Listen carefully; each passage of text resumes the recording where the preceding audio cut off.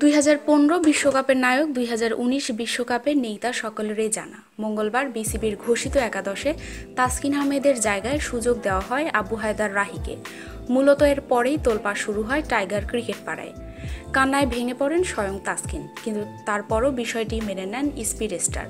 কিন্তু পরের দিনে দেশের একটি নিউজ পোর্টালে সংবাদ ছাপে বিশ্বকাপ দলে জায়গা পেতে লবিং করেছেন তাসকিন। তিনি নাকি বিসিবি বস পাপন থেকে শুরু করে প্রধান নির্বাচক নান্নুকে পর্যন্ত খুদে বার্তা জানিয়েছেন।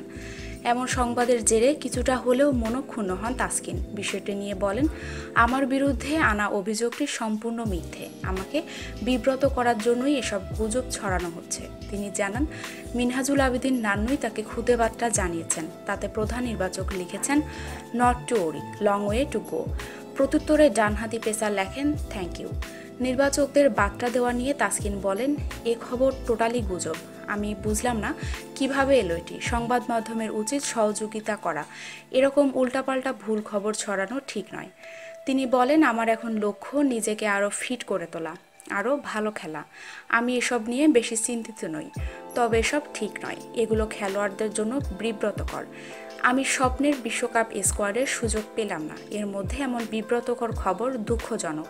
তিলকে তাল বানানো ঠিক নয়।